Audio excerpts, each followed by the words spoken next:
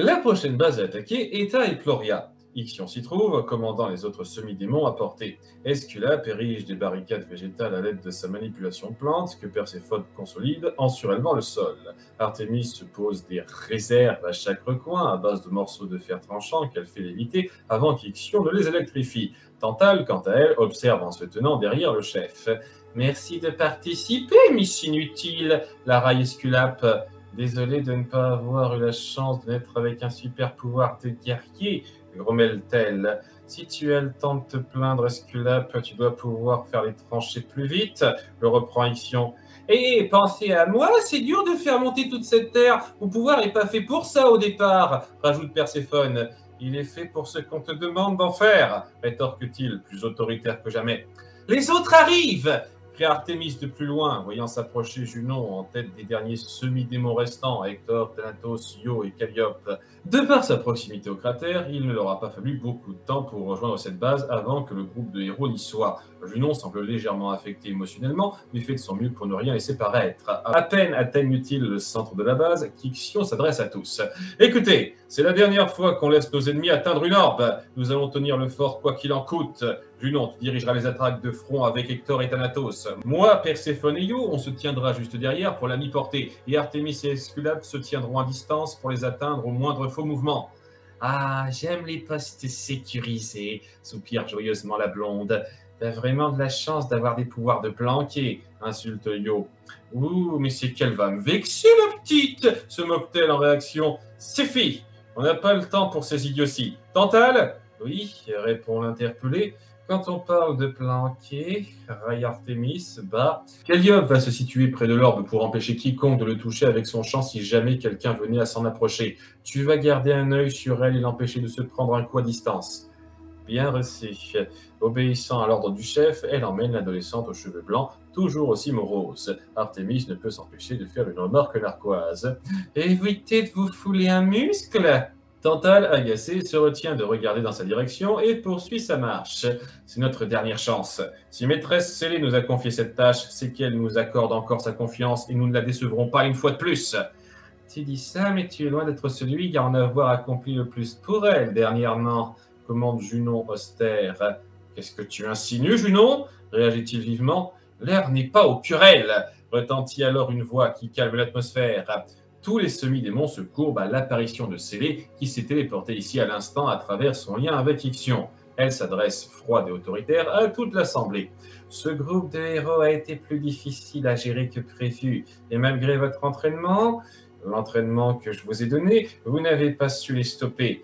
Ce n'est pas du hasard si mon frère s'est fait battre, mais je ne vais pas tolérer plus longtemps cet enchaînement d'échecs. Considérez cette mission comme la dernière chance de vous prouver. Elle jette un coup d'œil vers Ixion en prononçant ces derniers mots, celui-ci à la gorge un peu nouée. Si jamais vous échouez encore, je me verrai forcé d'en venir à des mesures extrêmes que même moi je ne souhaite pas. Mais sachez que rien ne m'empêchera de mener mon plan à terme, quels que soient les œufs que je devrais casser. Faites honneur à l'instruction que je vous ai donnée.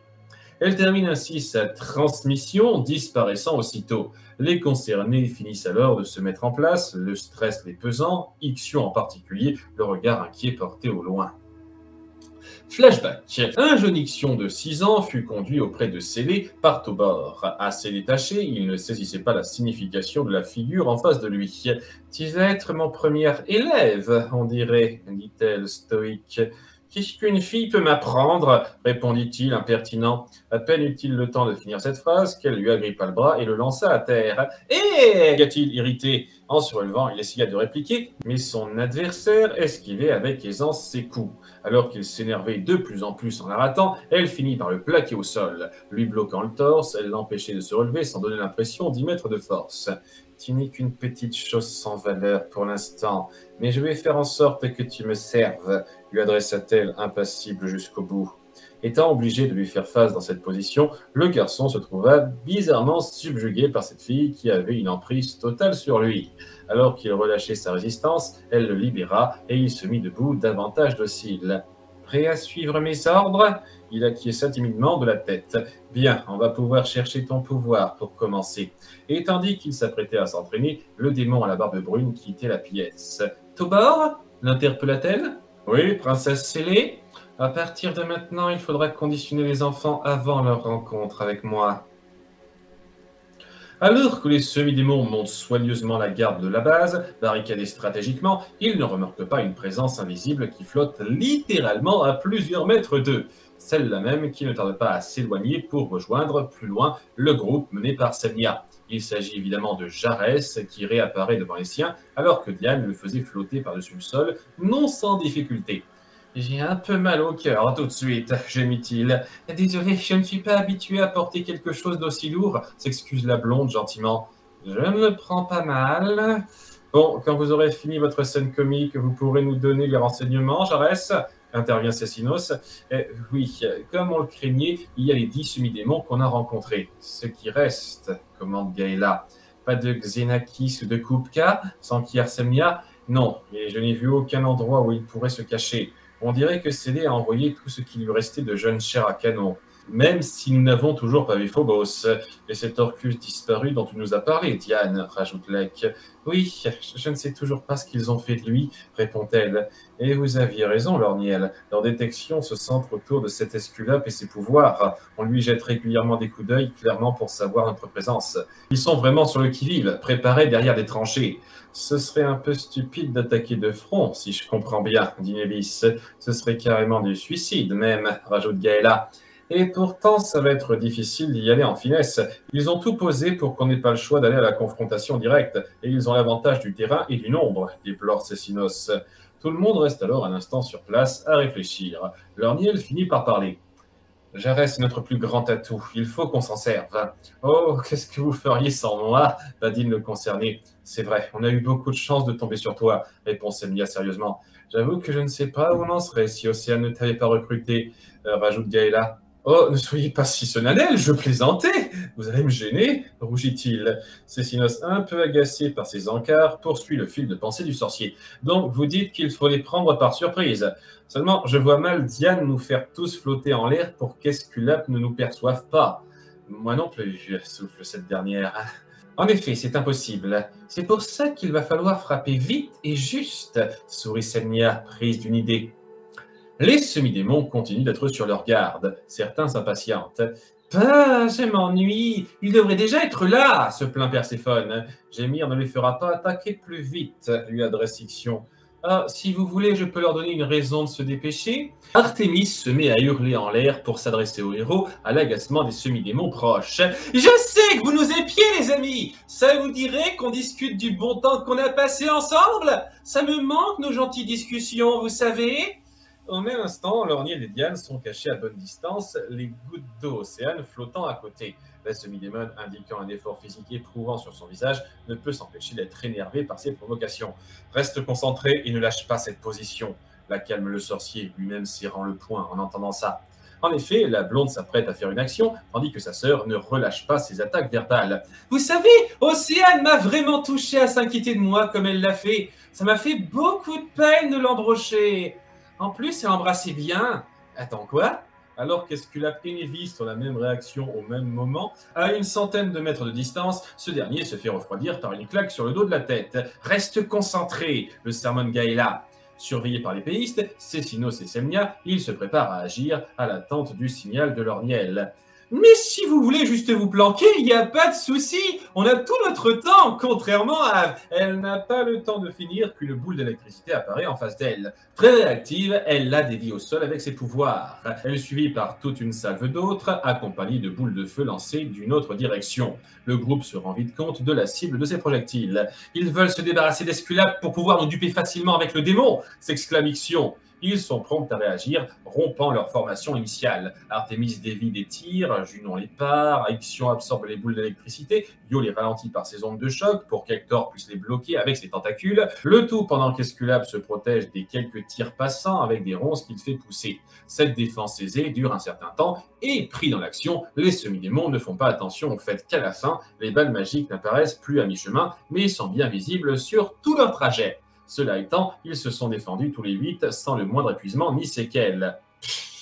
C'est tout ce que vous avez? Nous, on peut tenir des jours comme ça, les raille Artémis de plus belle. Mais ce n'est qu'avec du retard qu'ils s'aperçoivent de la vraie cible. Car parallèlement, une vingtaine de secondes plus tôt, Jar et Selec, portés par Diane, ont été éjectés à pleine vitesse en direction de Calliope et Tantale. Se jetant sur elle, ils assomment la première et le Griffu plaque la seconde au sol, alors que le démon fonce en direction de l'orbe qu'elle garde. C'est au moment où il met la main dessus qu'Esculape se rend enfin compte de leur présence avec sa connexion à la végétation. Ils sont devant l'orbe!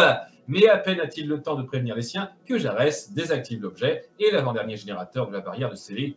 Les 8 autres, pris au dépourvu, se pressent de foncer à l'assaut des 2 indésirables pour se faire bloquer une fois de plus par un autre barrage de tirs de Névis et Lorniel. Ils échappent de justesse aux projectiles, Esculape étant cependant davantage touché, qui plus est par des projectiles de flammes de Névis qui mettent le feu à ses projections végétales et lui font perdre sa concentration.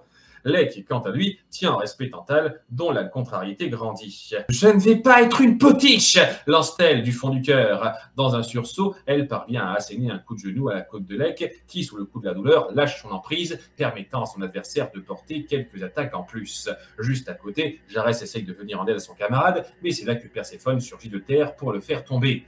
« Pourquoi il n'y a que des garçons qui se sont approchés ?» déplore-t-elle en l'enterrant au sol. Seulement en même temps, Lek reprend vite l'ascendant sur Tantale en bloquant sa jambe en pleine attaque et lui agrippant l'épaule. « Je ne sous-estimerai jamais une combattante comme toi, » lance-t-il honnête.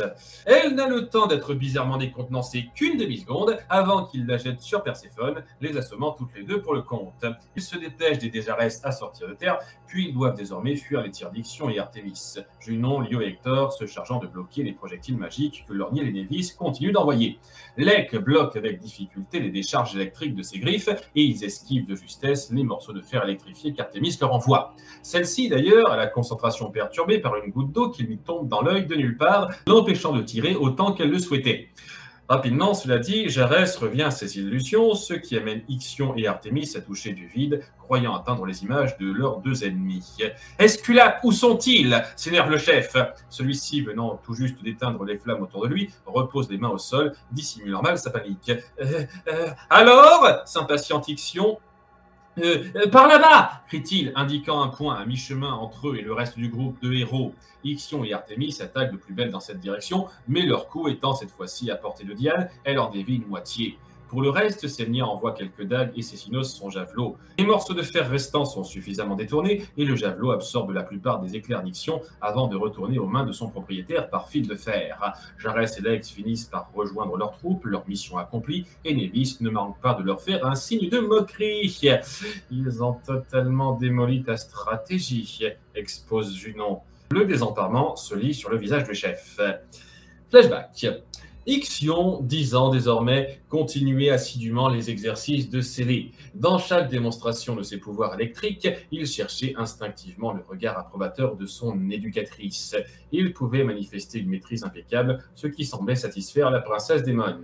« Bien, je crois que nos séances vont pouvoir s'arrêter. Tu n'as plus rien de précis à apprendre, » constata-t-elle. « Quoi? Mais princesse scellée, je suis sûr de pouvoir encore m'améliorer grâce à vous, » commença-t-il à paniquer. « Tu as acquis toute l'étendue de ton pouvoir. Le reste, tu peux l'affiner seul. J'en ai d'autres que toi à éduquer, et ils commencent à être de plus en plus nombreux. »« Ma maîtresse, vous êtes la raison qui m'a permis de m'améliorer aussi vite. Je suis sûr que j'atteindrai un niveau parfait sous votre apprentissage continu. » lâcha-t-il désespéré. « Tu n'iras pas beaucoup plus loin si tu n'es pas capable de te développer par toi-même. Mais quel est le code le plus important à suivre » haussa-t-elle alors le ton.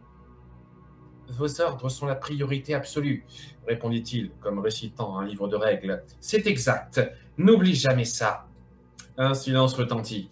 Ixion baissait le regard, comme pour cacher sa tristesse. Scellé, s'apercevant de ce ressenti, était à 2 doigts de soupirer avant qu'il lui vienne une idée. Elle posa alors ses mains sur ses épaules. « Écoute, Ixion, tu es mon guerrier de sang mêlé le plus important. »« C'est vrai ? C'est pour ça que j'ai besoin de toi pour diriger les autres, être l'exemple qui les mènera à me servir au mieux. Lève-toi !» Il s'exécuta et Scellé lui rehaussa la chemise pour lui découvrir le ventre, ce qui ne manqua pas de faire rougir le garçon. Elle apposa alors sa main pour lui inscrire un sceau magique en un instant.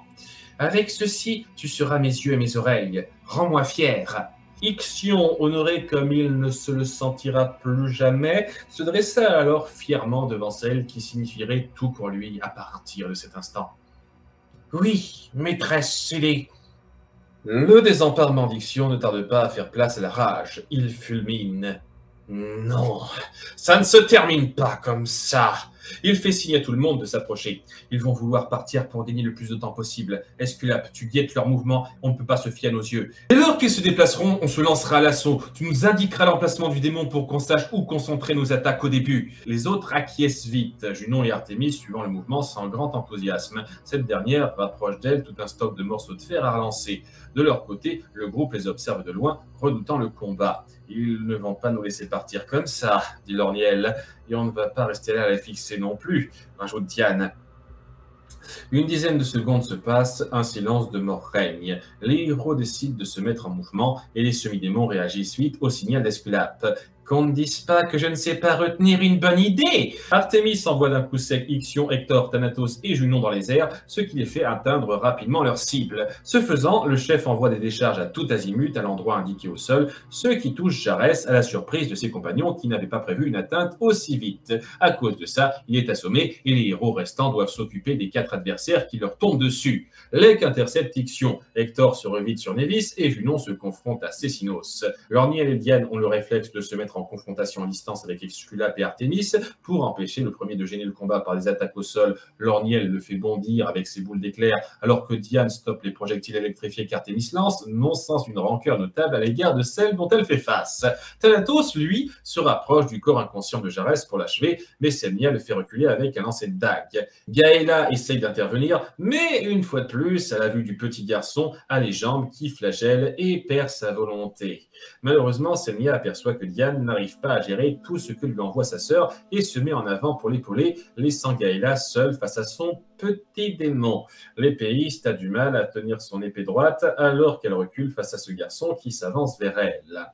Selmia bloque avec ses dagues les projectiles que Diane ne peut gérer, sentant légèrement le courant passer à travers le métal de ses lames. « Occupe-toi plutôt de moi, la rousse !»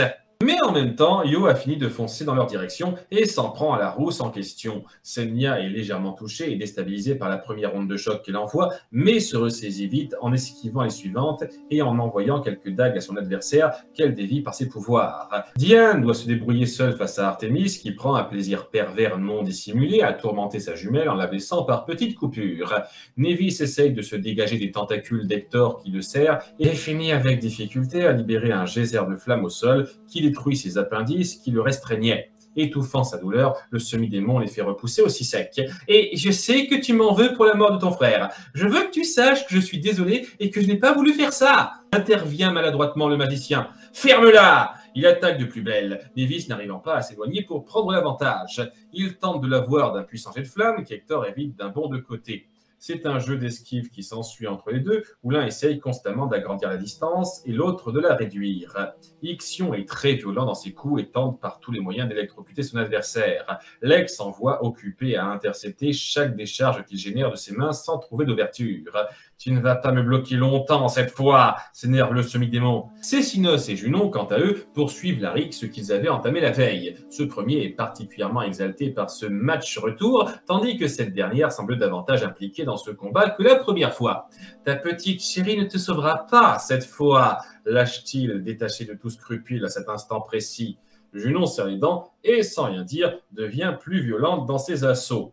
De son côté, Lorniel entend les difficultés de Diane à plusieurs mètres de lui, mais ne peut détourner son regard d'Esculape pour l'empêcher d'agir avec ses tirs. Le jeune garçon finit par se cacher derrière la plus grande barricade qu'il a mise en place pour échapper à ses tirs droits. Pensant être protégé, il essaye de participer à l'attaque, mais dans sa position, il ne voit pas le sorcier faire un long fouet d'air courbé. Esculape se prend par surprise un grand coup sur la tête et se voit sévèrement assommé. Très vite, Lorniel vient au secours de Diane en attaquant ce coup-ci Artémis, qui se voit forcé de ralentir ses tirs pour éviter les coups. Seulement, il se fait surprendre par Perséphone qui surgit à ses pieds pour l'enterrer. « Faut pas m'oublier, moi !» rouspète-t-elle. Lorniel, pris au dépourvu, tente de l'assommer à son tour à coups de fouet d'air. Mais joueuse, elle rentre et sort de terre, les esquivant, et profite de chaque demi-seconde d'ouverture pour l'enfoncer petit à petit davantage au sol. Semnia continue d'éviter les ondes de Yu, mais finit par apercevoir qu'elle est là en mauvaise posture face à Thanatos. Très vite, elle fonce dans la direction du jeune semi-démon, juste avant qu'il attaque l'épéiste et le pousse au sol. « Gaëla, on échange !» crie-t-elle pour la faire sortir de sa torpeur. Thanatos étant sorti de sa ligne de mire, elle voit Yo s'approcher et se ressaisit. Elle fonce alors dans sa direction pour l'attaquer, luttant physiquement contre l'onde de choc qu'elle envoie en se protégeant derrière son épée. Ce faisant, elle aperçoit derrière la fille Nevis ayant du mal face à Hector. Celui-ci a gagné du terrain et se retrouve à distance de coups de poing du magicien. Il crée alors une autre gerbe de feu, mais Hector l'endure pour pouvoir lui porter un coup à l'estomac qui affecte Nevis au point de cracher du sang. Il lui empoigne alors le cou et s'apprête à l'étrangler. C'est là que Gaëla intervient. Après avoir fait reculer Yu en face à face, elle la feinte en lançant son épée vers elle, de façon à ce qu'elle la dévie d'une onde de sa main par réflexe sur sa gauche, à l'endroit précis où se trouve Hector. Sans s'en rendre compte, la jeune fille envoie la lame de Gaëla dans le dos de son coéquipier. Hurlant de douleur, ce dernier lâche Nevis, qui finit alors de le brûler en concentrant sa magie sur sa blessure. Hector est carbonisé. « Rien de spécial contre toi », commente le magicien essoufflé. Yo, choquée par ce qu'elle vient de faire, relâche son intention suffisamment longtemps pour que Gaëla surgisse derrière elle et l'assomme par la nuque. Junon, toujours en pleine rixe, observe la situation et s'adresse à son chef en parlant à haut débit. « Ixion, il faut qu'on se retire, on a perdu !»« Non, pas tant qu'on pourra s'en débarrasser d'un ou deux !» réplique-t-il, s'acharnant toujours sur Lek qui manque de fléchir. « À cette allure, c'est de nous qu'ils vont se débarrasser. On sera toujours utile à Princesse Scellée en survivant aujourd'hui !» Pris sous le poids de la défaite, il lance un hurlement de rage et génère une telle aura électrique qu'il expulse Lek à plusieurs mètres. Apercevant l'orniel aux mailles de Perséphone à proximité, il se jette pour le plaquer au sol en lui heurtant méchamment le crâne alors qu'il est enterré jusqu'aux genoux. « Je ne pars pas sans rien !» Il s'apprête à lui électrifier le torse de toutes ses forces, mais une goutte d'eau océane intervient pour faire réagir sa main électrisée plutôt qu'il le voulait. Pris par la douleur, il se fait ensuite pousser plus loin par Lek. Tombé au sol, il observe les acteurs de sa défaite avec furie, mais se résigne à utiliser son cristal de téléportation, frustré. Alors qu'il se volatilise, les autres semi-démons sont sur le point de le suivre. « Je ne te laisserai pas t'esquiver facilement !» lance Cécinos à Junon. Celle-ci transforme alors son pied en lame pour défricher le sol et lancer de la terre aux yeux du combattant. Aveuglé quelques secondes, il se met sur la défensive et elle en profite pour lui faire faux bond et se diriger à toute vitesse vers Gaëla, qui est sans arme. Elle recule pour se protéger, ce qui permet à Junon de faire brandir son cristal à une Yu inconsciente qui disparaît. « Toi aussi, Thanatos !» crie-t-elle. Thanatos, qui avait l'attention rivée sur Semnia et ses attaques qu'il faisait passer au travers de son corps, obéit alors sans broncher et se téléporte sans quitter le regard torve qu'il a affiché tout du long. « Ce gamin me fiche un peu la trouille », commente la manieuse de couteau. Artémis, au loin, suit le mouvement, de même que Perséphone. « À la revoyure, les potes !» raille la blonde avant de disparaître. Junon ne se téléporte pas tout de suite, elle, et s'éloigne du groupe à pas chassés. Cécinos comprend son objectif et lance alors son javelot de toutes ses forces en direction d'une des barricades. « Non !» hurle Semnia. Le javelot atteint le torse d'Esculape qui était encore inconscient. Junon n'a pas pu se rendre vers lui à temps et devant son corps inerte, affiche une impression d'impuissance fugace, jette un œil assassin envers celui qui vient de tuer son camarade, puis brandit son cristal. Tantale, qui vient de se réveiller et d'observer la scène de plus loin, reste abasourdi un instant avant de la suivre dans le mouvement. « Il n'était pas nécessaire d'en arriver là !» s'énerve Semnia contre Cécinos. « Nous savons tous que c'était leur atout principal pour contrer Jarès. Laisser repartir avec eux, c'était un risque inacceptable. On parle de la vie d'un enfant et moi je vous parle de guerre ! Des centaines d'entre nous meurent chaque jour face à eux. Et si nous n'optimisons pas nos chances, nous allons tous y passer sous peu. Vos jolis idéaux n'ont de valeur que quand ils peuvent se le permettre.